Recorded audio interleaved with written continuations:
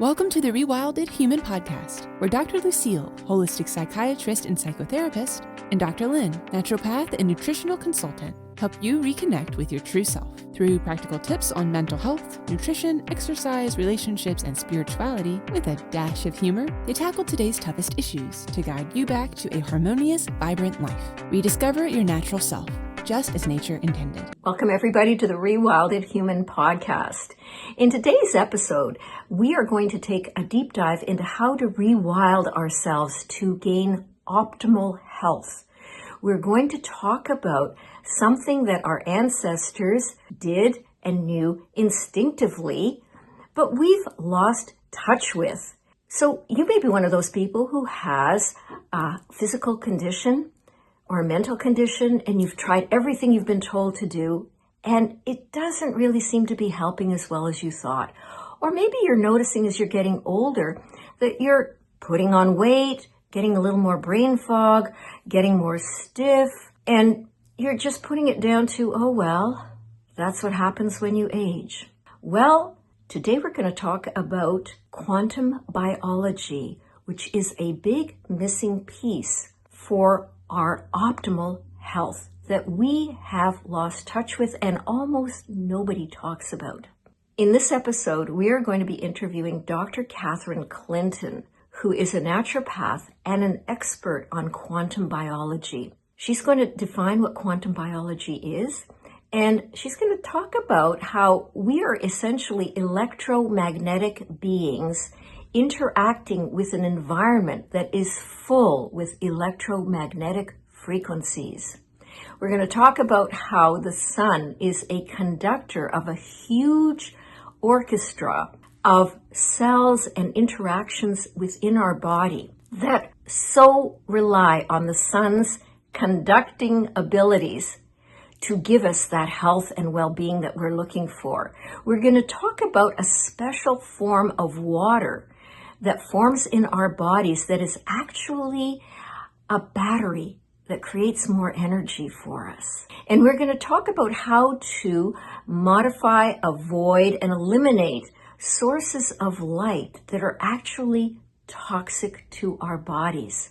So if you're intrigued and you are looking for that big missing piece to our health and well-being, sit back, relax, and enjoy the show. Dr. Catherine, thank you so much for coming on our podcast. We are so excited and so happy to have you here with us. And we are very excited to talk about quantum biology. And we want to give our listeners the foundations, the basics, because that's the biggest question I get from people. What is quantum biology? Yeah, so can we start absolutely. there? Absolutely. That's for someone who is completely new to this and has no idea what we're all about. Yeah, no, it's a perfect place to start because many people have heard of biology, right? Life, and many people have heard of quantum physics, how life acts at the very small subatomic level, but not a lot of people have heard about quantum biology, and it's where the two actually meet. So quantum biology is really looking at the relationship between the smallest building blocks in our world, the electron, the proton, a photon of light, a phonon from sound, and how those very small pieces impact living systems, impact our body, our health, our state of inflammation, disease, and healing.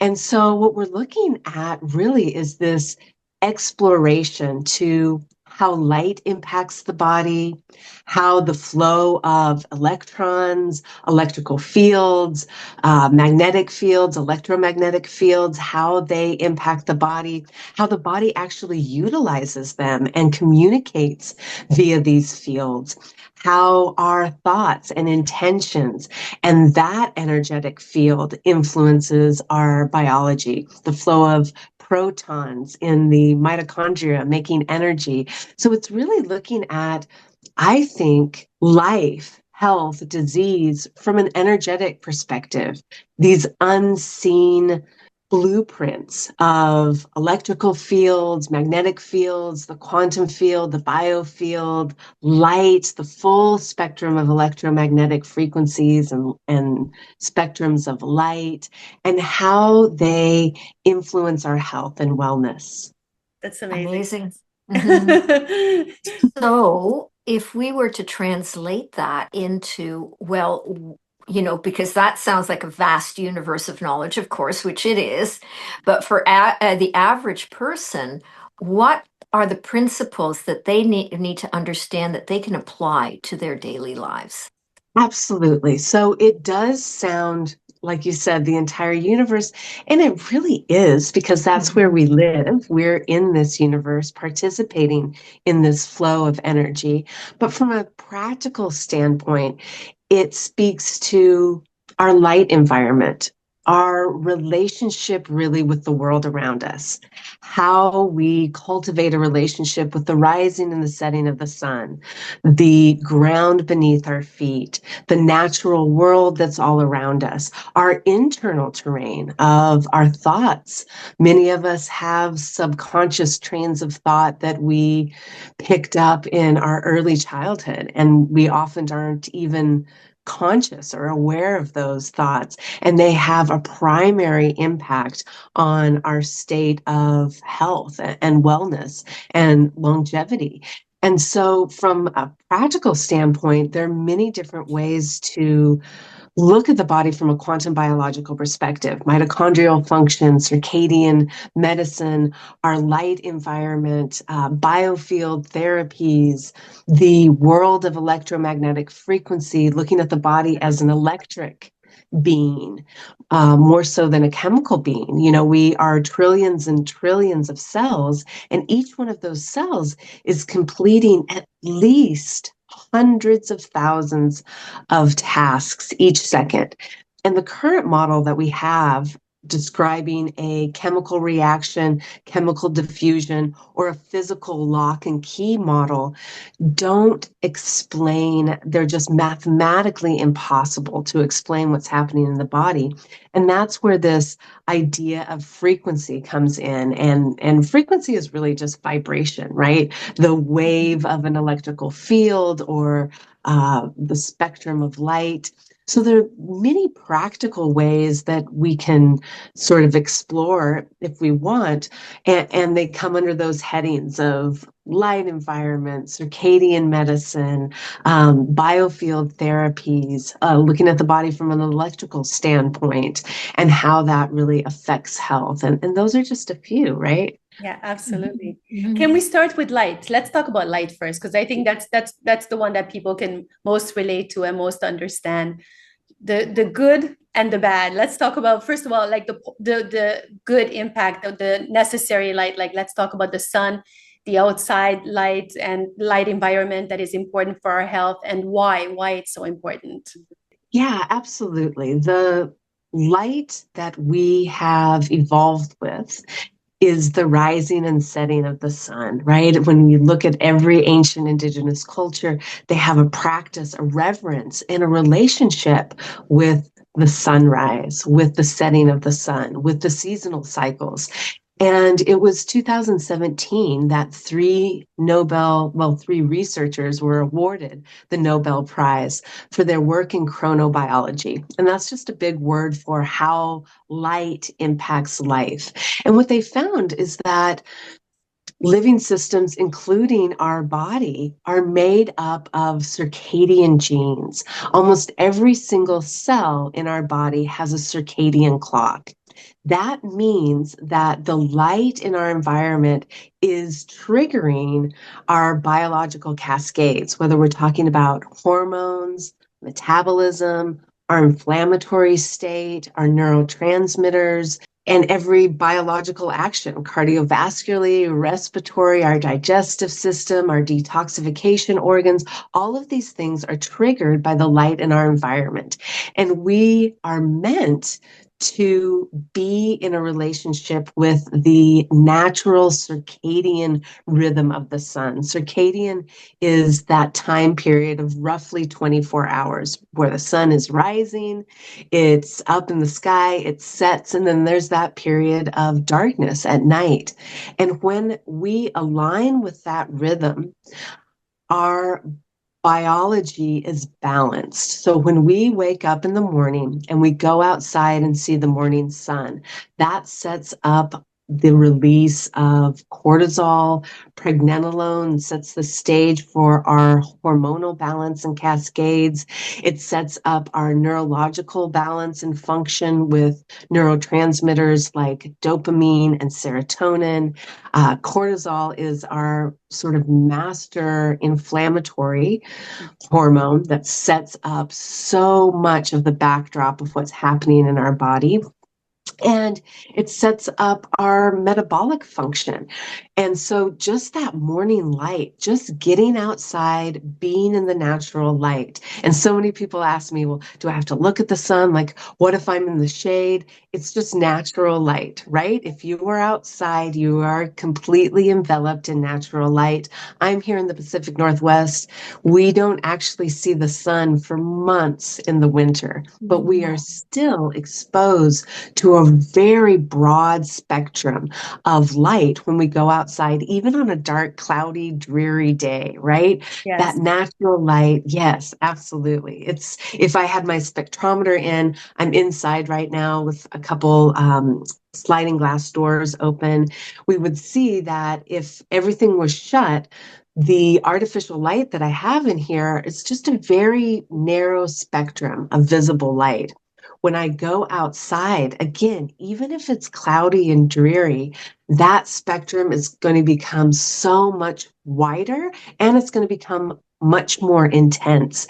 So if you think of light as nutrition, we are getting the most processed, high fructose corn syrup type McDonald's. of artificial. Right, Yeah. right. The McDonald's of light. Yes, Yes. right. So, Absolutely. Dr. Catherine, what you're saying is even if you can't be outdoors, but if you open a light or open a door or a sliding door or a window, then you're getting that full spectrum of light inside. Is that correct? Yes, Because definitely, people ask that definitely. all the time, like, what do I do if I can't be outdoors?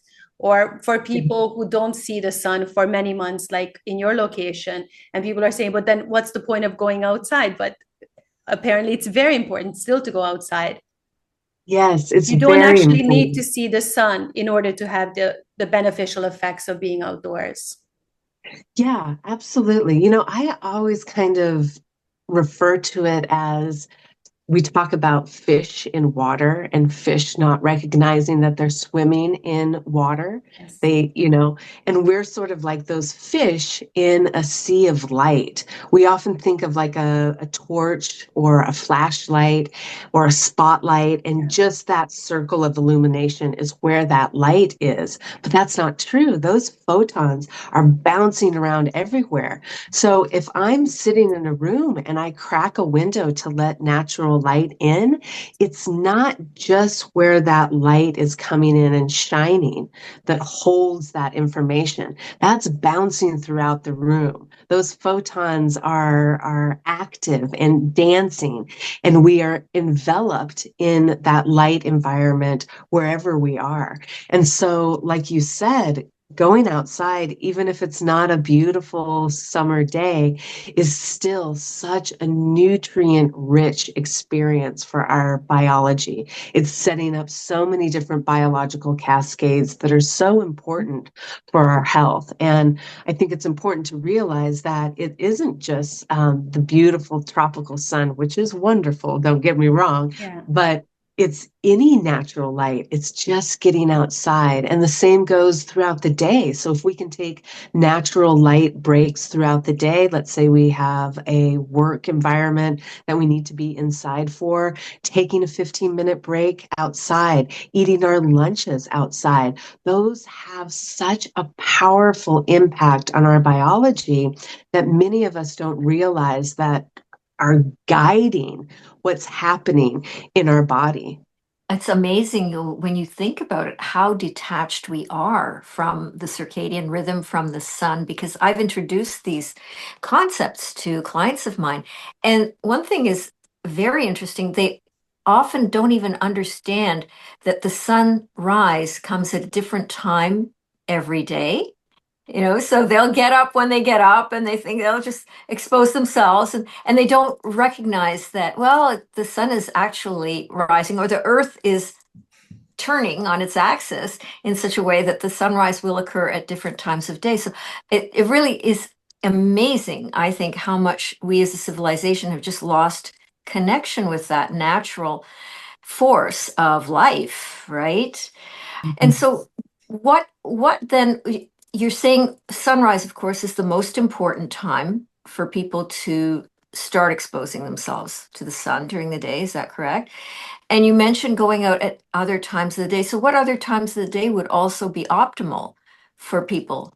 Great question. So that sunrise is rich in red and infrared light. It's really soothing for our nervous system. It helps balance those adrenal hormones. And then as the sun starts to rise within a couple hours of sunrise, we're starting to get all those biological cues we talked about with hormones and metabolism. Then as the sun starts to rise and gets to sort of that peak at noon, and noon, solar noon, like you mentioned, is at different times throughout the Times, day. yeah. So, Mhm. yeah, Yes. or I mean, throughout the season, right?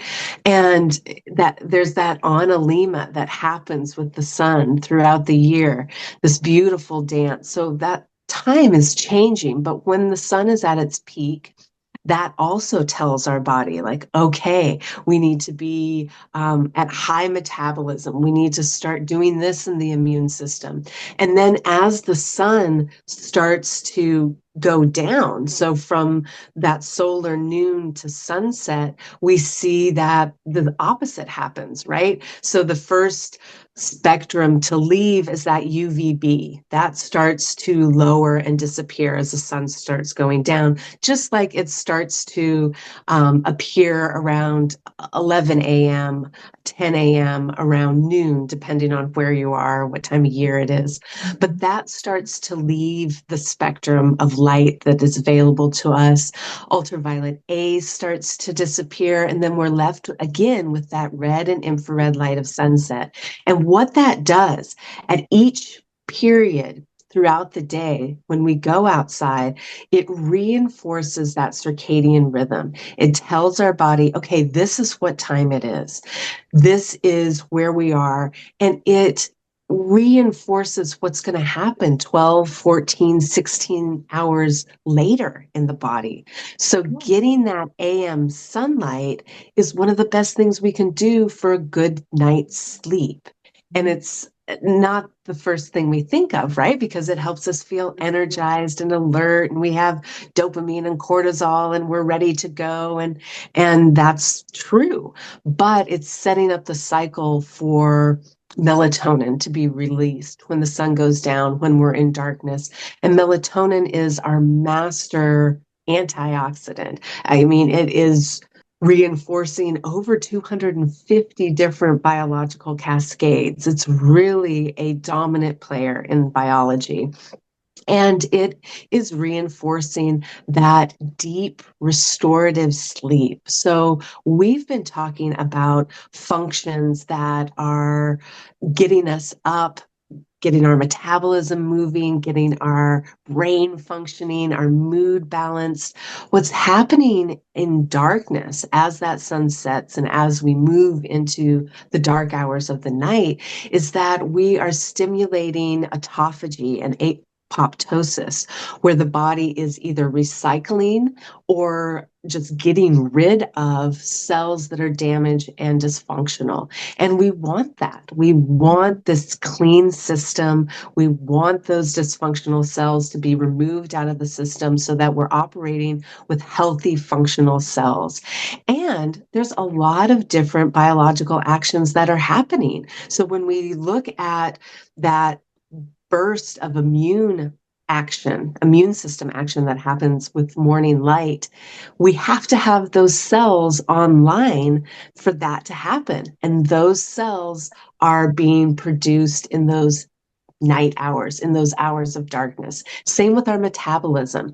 Those biological conversations that we have in our body with metabolism, with insulin, with leptin, those things are happening in darkness. So anytime we go outside, anytime we align with the natural rhythm of the sun in our environment, wherever we are living at the time, is a wonderful way to reinforce a healthy metabolism, immune system, hormonal balance, just the overall function of the body. And many of us live in a modern situation with modern lighting, all the conveniences to stay up a little bit later, to watch shows, to get some work done on our laptop or our phones.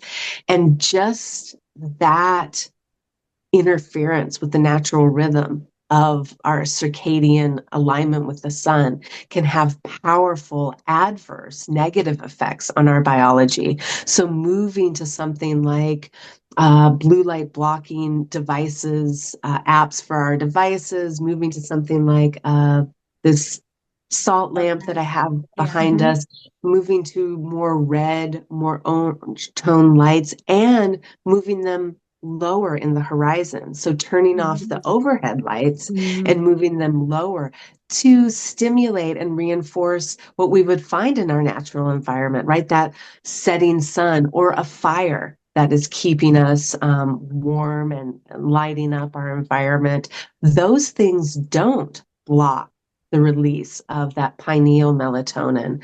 And we are still able to have all those different things that we've been talking about. So being mindful of that as the sun goes down and we enter those hours of darkness can be really important. It's very interesting what you're saying, because a lot of people don't realize that if they're trying to lose weight or balance their hormones, they just don't make the connection that maybe you're exercising, you think you're eating right, you're doing all the right things, but you can't lose weight. You need HRT because you can't balance your hormones and you can't sleep. And nobody looks at light as the culprit, the lack of natural light and all this toxic light indoors. And when you go see a specialist, I just came from a retreat and it was a wellness retreat. Nobody talked about light. Nobody talked about quantum biology.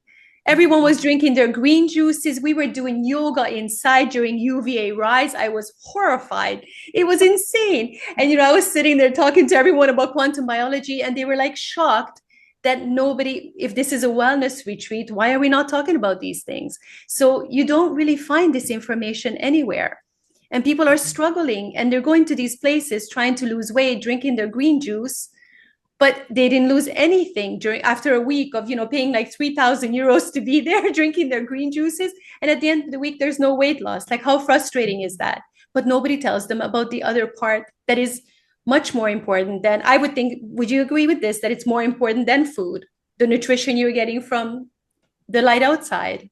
Yeah, I think that biological action or perspective really sets the backdrop for all the food and the chemical interventions. They aren't going to work if that part isn't in place already, definitely. And I think also, just to add on to that, I think the energetic perspective of our nervous system.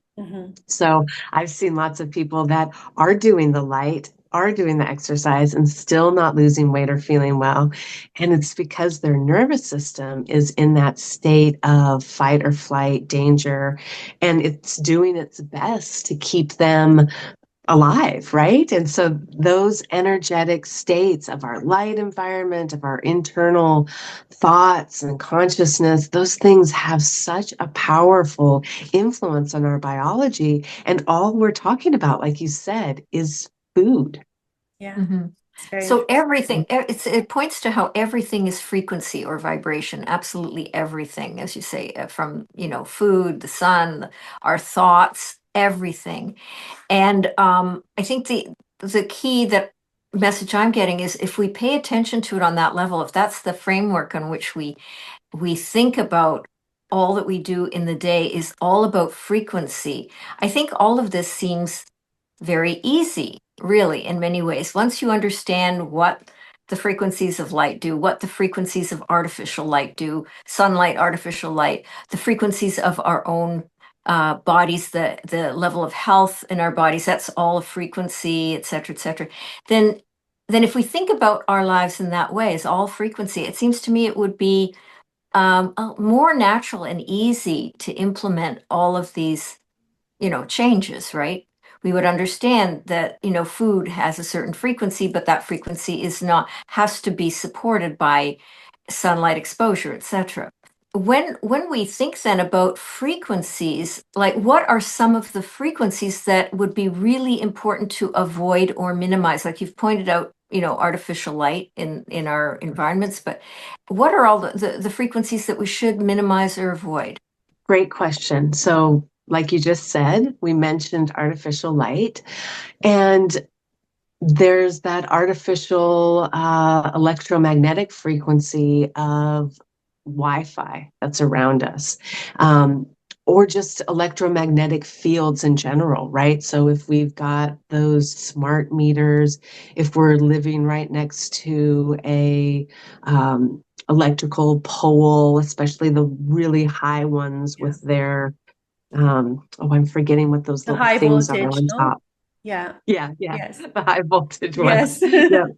Yeah. Yeah, that is, I think a lot of people don't realize that our cells communicate with electromagnetic fields. So our cells create their own electromagnetic field, and changes in that are what guide cell behavior, cell migration and movement, even cell differentiation, how a cell becomes an ear or an elbow. That's guided by the electromagnetic field of the cells. And when we are inundated with these unnatural electromagnetic fields, then that gets very chaotic. And the body is beautiful and intelligent, and it is used to chaos, right? If you think about trillions of cells, which I mean, what are we talking about? Quadrillions of mitochondria? I mean, it just gets to this level where we can't even fathom the amount of activity that's happening in the body. And the body is good at picking out dominant signals and listening to those and using those to guide biology. But when we start introducing these non-natural electromagnetic fields, it can become chaotic. And so, what are some of the things we can do? We can go wired.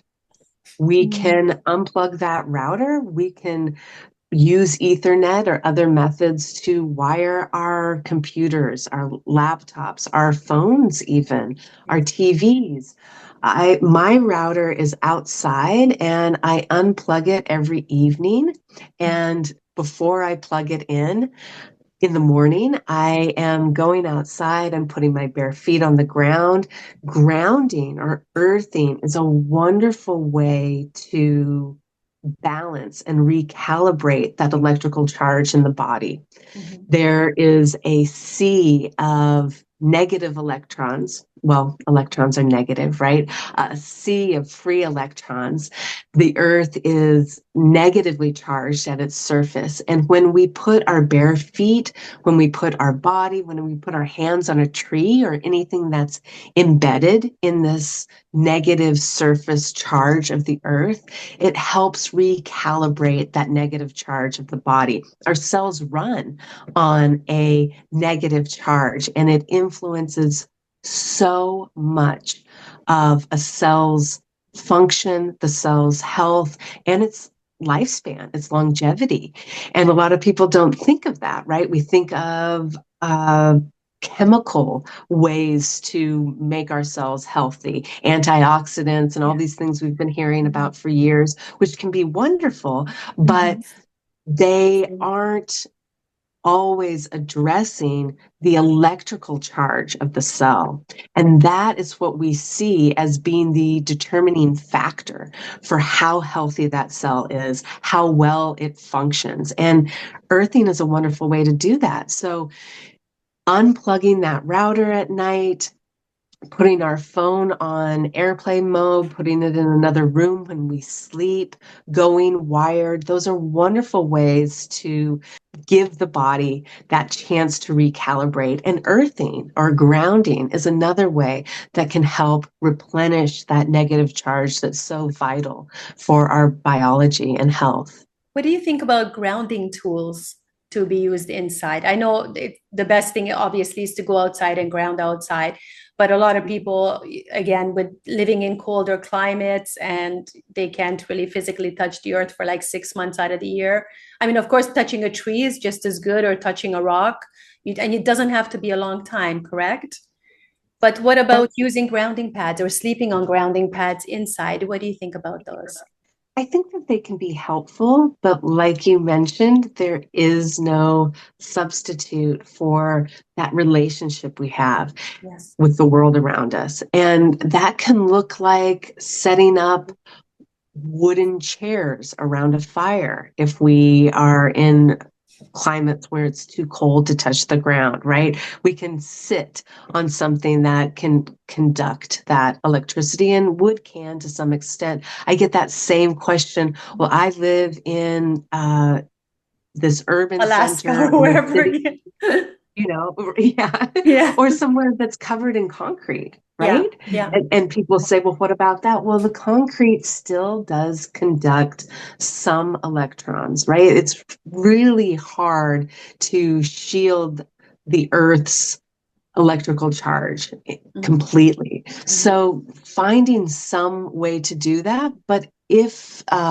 that isn't always feasible, then yeah, I do think that grounding products can be, or devices, mats can be helpful, with the caveat that we're not using it to replace our relationship. Because going back to what we were talking about with the spectrum of light and how that frequency is so helpful, the same thing we can find with our relationship with the natural world.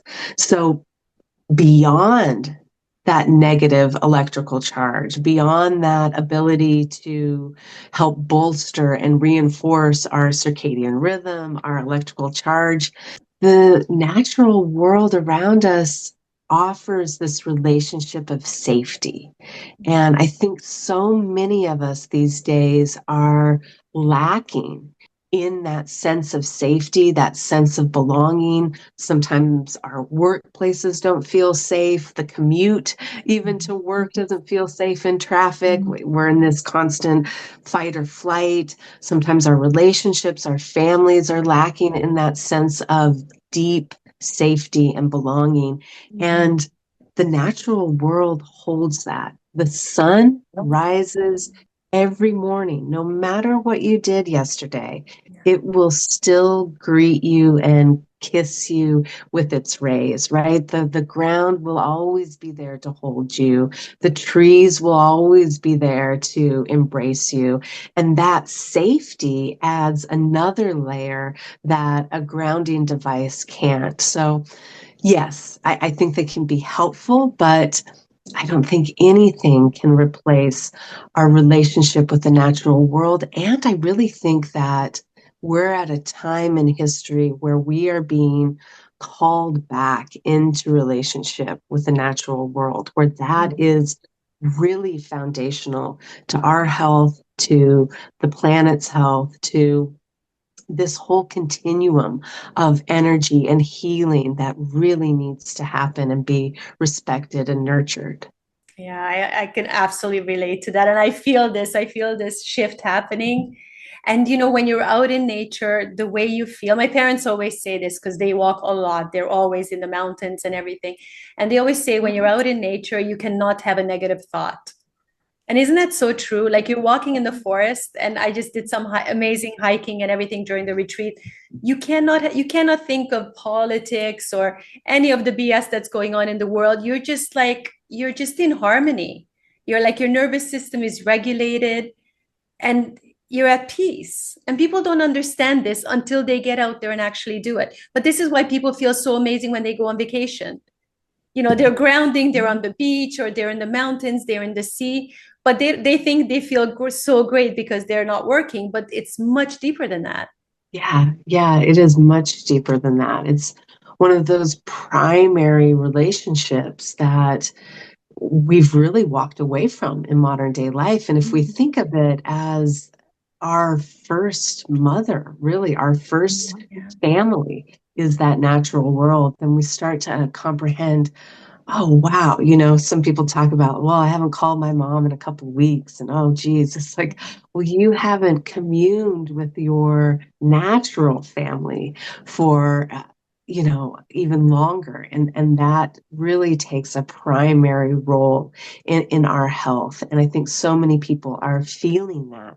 This lack of belonging, this lack of safety. And I'll tell you, I haven't seen a patient in my 18 years of practice that didn't have a lack of safety, that didn't have a sense of not belonging, right? There is such a huge component to this feeling of safety. Our cells can't repair, they can't heal if they don't feel safe. And there's a whole nervous system sort of component to that. But just simply put, our cells have to feel safe to repair and heal. And it's foundational to our health. Makes a lot of sense. Dr. Catherine, can we talk? Sorry, Lucille. I just wanted to ask about vitamin D before we move on from light, because I think that's important to cover. So we get vitamin D when UVB is present from sunlight, right? So it's a little bit later in the day. And why is it important? How do we get the best exposure? How much time do we need? Of course, we need to put the sunscreen on first, right? And our sunglasses before we go outside. That's really important for everybody to remember, right? We're joking. Yeah, no, that's a great point. Vitamin D is called a vitamin, but it's really a hormone, and it's impacting, again, so many different biological actions. When I teach quantum biology, I try to break it up into modules. Okay, we're going to talk about this, but what happens is it's like we're just talking about different parts of the tapestry because everything is so interconnected. And we see the same thing with vitamin D. It impacts our immune system, our metabolic health, our hormones. All of these different things are impacted by the state of vitamin D. And we were talking about the light in our environment and how the sunrise happens at different times throughout the year, and that analema that the sun does throughout a 365-day year.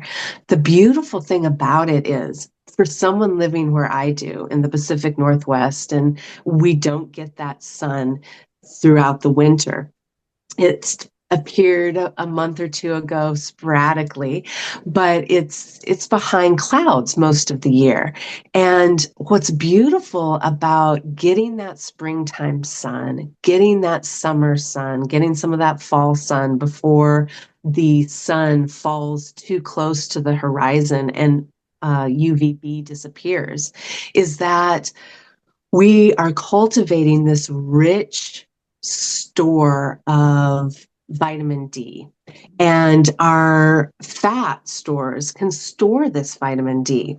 And so when we go out in the sun and we expose our skin, when our eyes are able to match the light in our environment with the light on our skin, a lot of people don't realize that our skin is probably the biggest endocrine organ, the biggest organ in charge of hormones that there is. We talk about glands, the adrenal gland, and the ovaries and all these different things throughout the body that influence and secrete hormones. And that's true, but our skin is a huge player in our endocrine system, in our hormonal system.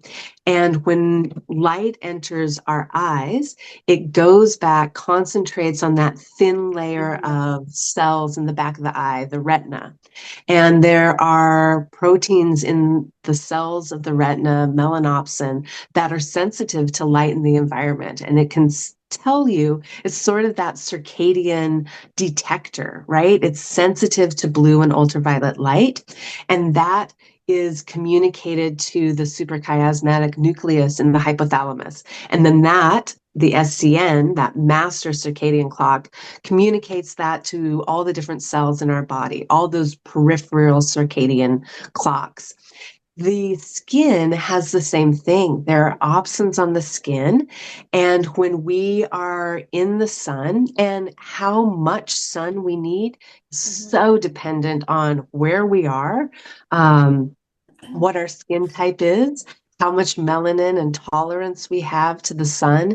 It really is individual. So, I think my husband, I think it was the end of January, there were a couple days where the sun came out. There was no ultraviolet B because of where I am, but I'm still outside. I am sunbathing. It's like 45 degrees or 42 degrees, but I'm out there starting to work on my melanin content because we can work on that even when the UVB presence isn't available, and starting to build up those stores of melanin, starting to build up those stores of vitamin D, dependent, again, individually on where you are and what individually your constitution is. It builds these stores of vitamin D. And then the beautiful thing is, we talked about the difference in sunrise and sunset. So here, where I'm at, the sun will set in the winter at 5 p.m. and it doesn't come up again till almost 8 o'clock in the morning. And what that does is it opens up this enormous window for me to harvest melatonin, right? We talked about when the sun goes down and those dark hours happen, then our pineal gland is releasing melatonin. And going to bed earlier in the wintertime, spending more time in darkness, sleeping longer, allows me to harvest really more melatonin. And there's a direct relationship between our melatonin and our vitamin D. So if we are out in those spring and summer months getting safe sun exposure, getting adequate vitamin D levels and vitamin D conversion, then that vitamin D will do this dance with melatonin. So if we are not staying up late, if we're respecting that rhythm in the wintertime and getting more melatonin, it'll make those vitamin D stores last throughout the winter. So we hear a lot of times like, okay, it's wintertime, supplement with vitamin D, Yes. you're going to lose all your vitamin D. Well, there's this beautiful system and relationship happening between the seasons,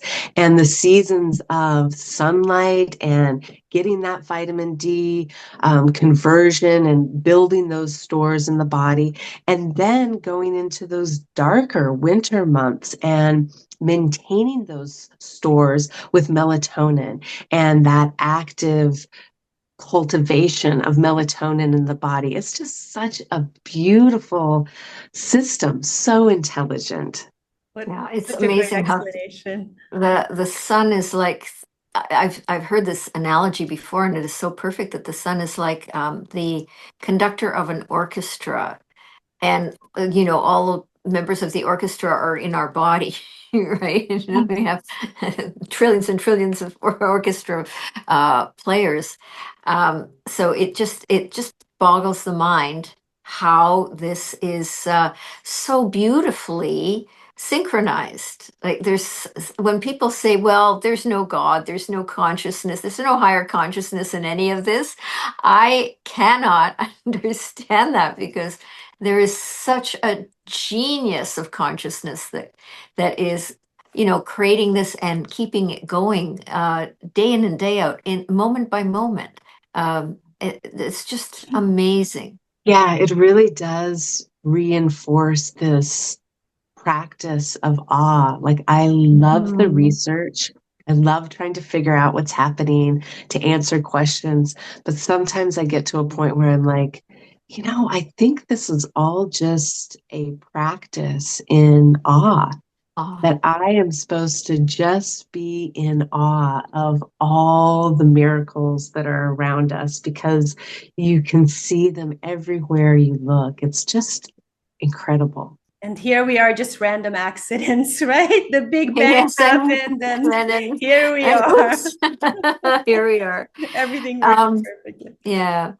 Could you tell us then about the water? We know that there's something magical about the water in our bodies, and it's not what most people are taught. I certainly was not taught anything about water, really. The what we know now about water when I was going through medical school, it's just like light years of ahead of what, I certainly was taught and what most people believe about the water in our bodies. So can you tell us a little bit more about that?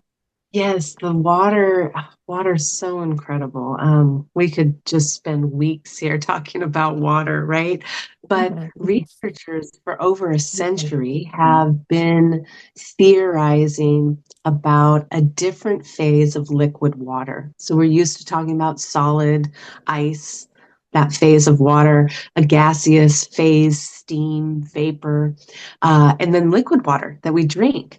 But like I said, for over a century, many researchers have been theorizing about a different phase of liquid water, sort of a plasma phase. And it was in the early 2000s that Professor Gerald Pollack and his team out of the University of Washington first identified, were able to actually point to a different phase of liquid water. And Pollack termed this exclusion zone water. He was studying synthetic hydrophilic or water loving surfaces. So these surfaces allow water to come right up to the surface. They don't repel it away.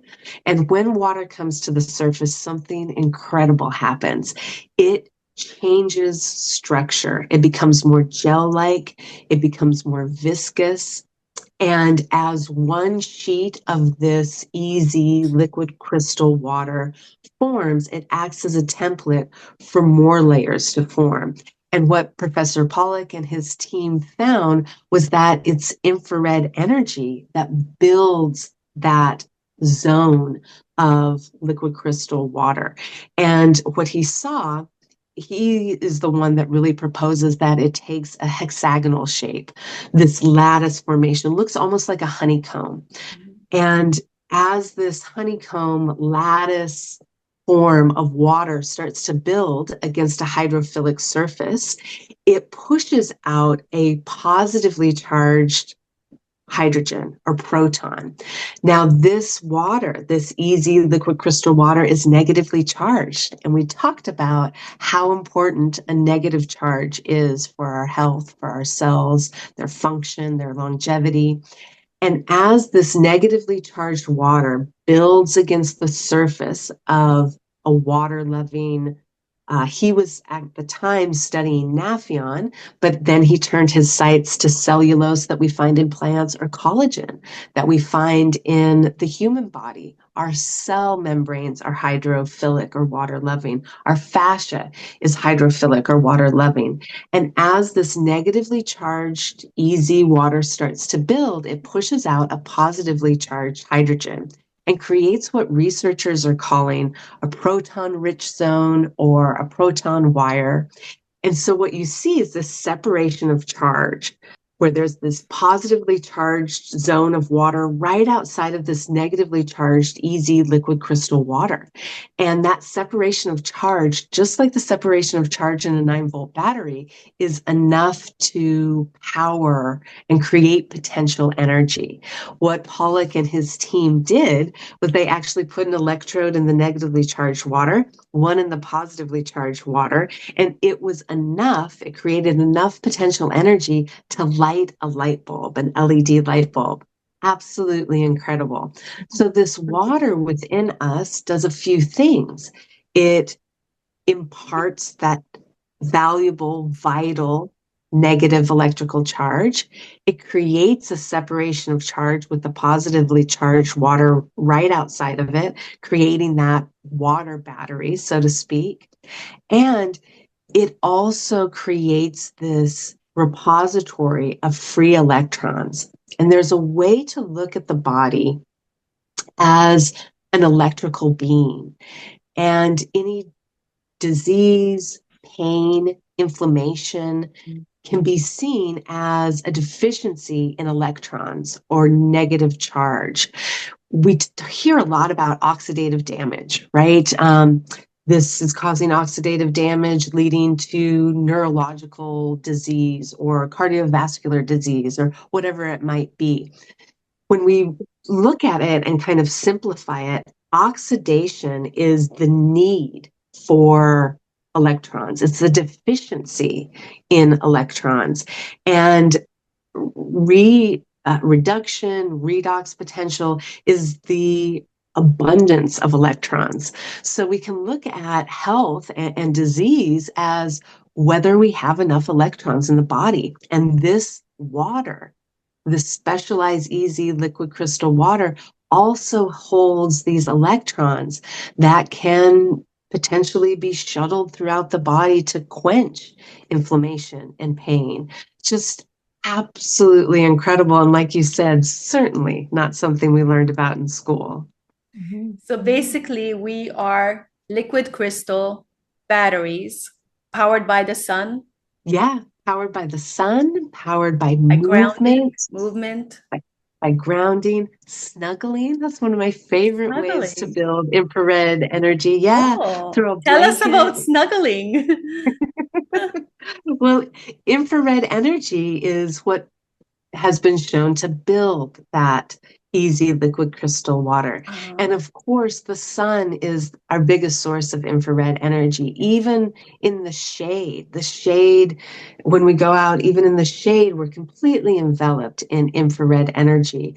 But infrared energy is abundant in saunas, warm baths, movement creates infrared energy, snuggling.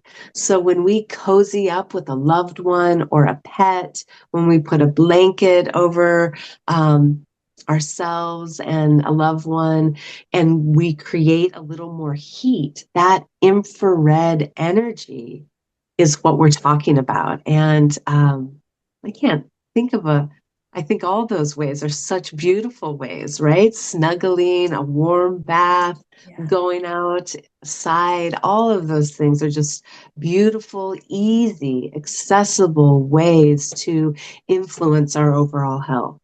So then we can create this beautiful liquid matrix crystalline water in ourselves largely by sun exposure. Is that what you're saying? But I've also heard people say, well, drink this water. Everybody's, there's so many water companies now that have this water that they claim will create more structured water in our bodies. So can you comment on that? Yes, I'll comment on that. And here's my understanding of it. That process where water comes up to a water-loving hydrophilic surface and that structure change happens, that negative charge comes into play, creating that positively charged zone. That whole process is an environmental process.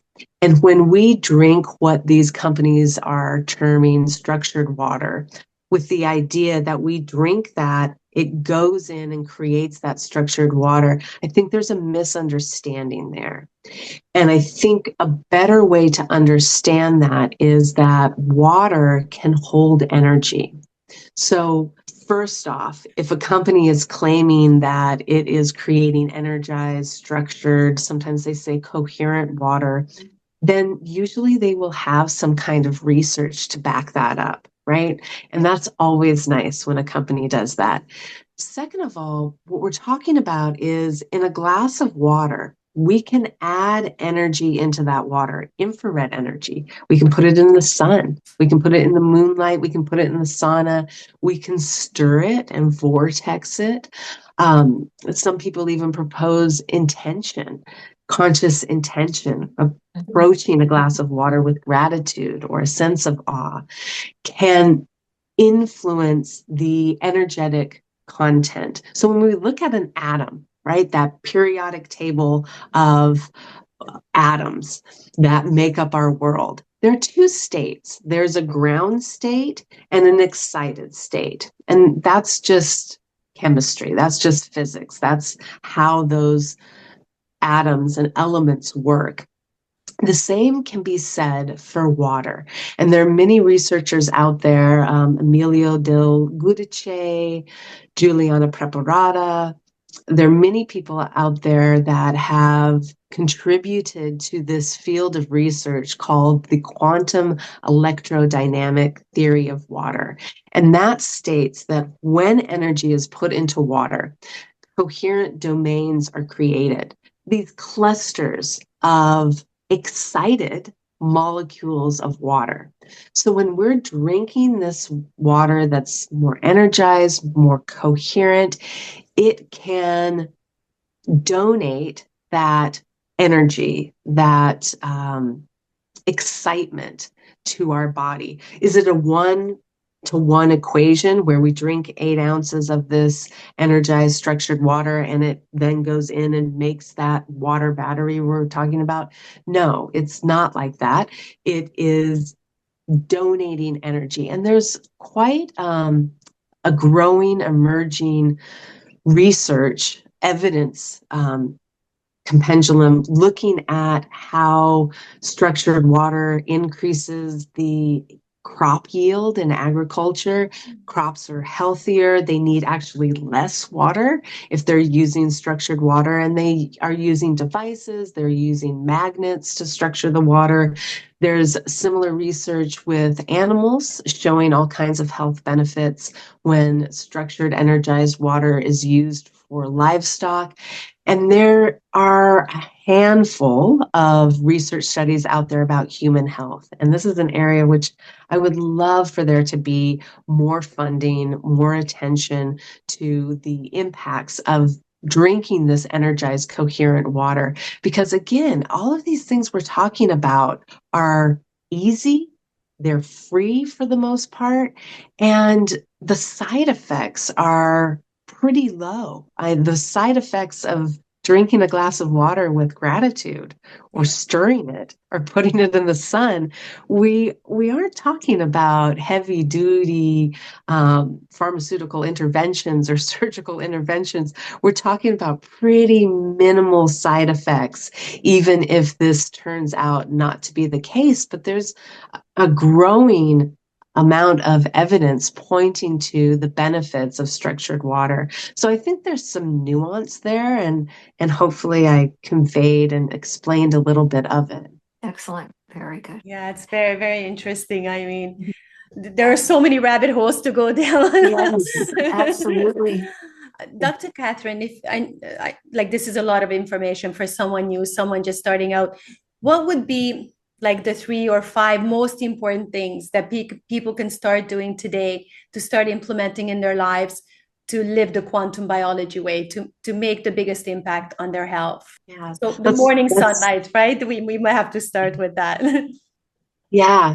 I think we could even just put it under the umbrella of circadian alignment, right? And then we could say that means morning sunlight, natural light breaks throughout the day, and then lowering the lights at night.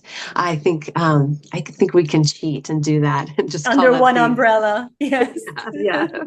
So I think that one is huge. I think cultivating a relationship with the outside, whether that means earthing, which is so powerful, whatever that relationship can look like. Anytime we're outside, we are also exposed to negative ions that can help our biology in a multitude of different ways. But cultivating that relationship with nature, I think, is another huge foundational piece of a quantum biological approach to health.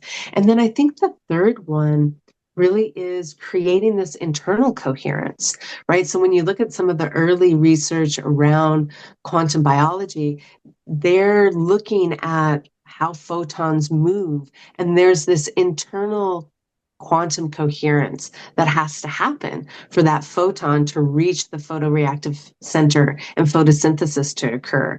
There is this coherence, and coherence really just means when 2 or more things act as one, when 2 people dance the tango, or multiple molecules of water form a wave in the ocean that travels. It's this working together. Back to that idea, like you were saying about the symphony.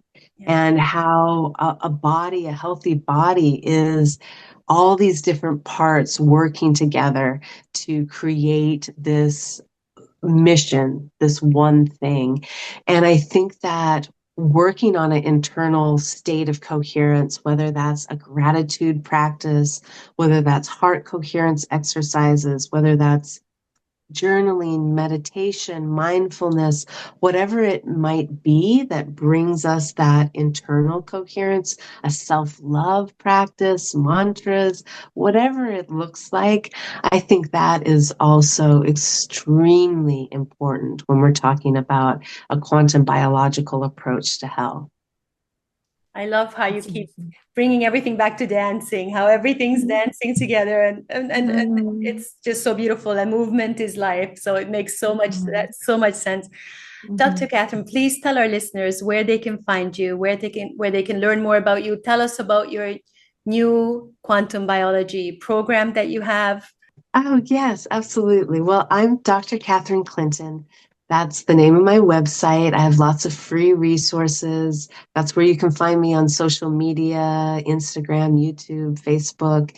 And last year, we launched the Quantum Biology Health Institute, and we have one arm of the institute that does a training program, and the other arm of the institute does research. And we now are just embarking on our first research study looking at the impacts of heart coherence exercises on mitochondrial function. So I'm really excited about that. And you can find us at quantumbiologyhealthinstitute.org. So thank you so much for having me on today. That's absolutely wonderful. We will link everything below so people can easily find you. We appreciate your time so much, and we love your Instagram page. We are huge fans, as you know, and hopefully everyone else will go and follow you and learn more about this incredible field that's going to truly impact and change our lives forever.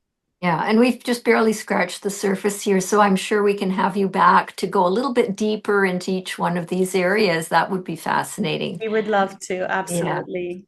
Thank you so I would much. love that. I would love Thank you, that. Dr. Catherine. Thank you. We appreciate you so much. Thank you. Bye, Thank you. everyone. Bye. Bye.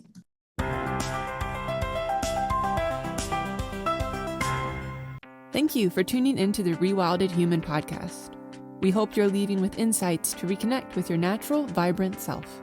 Remember, the information shared here is for educational and inspirational purposes only and is not a substitute for medical advice. Always consult a qualified healthcare provider for any personal health concerns. If you enjoyed today's episode, please like, subscribe, and share it with others who might benefit. We'll see you next time, ready to dive even deeper. Stay wild, stay true, and stay tuned.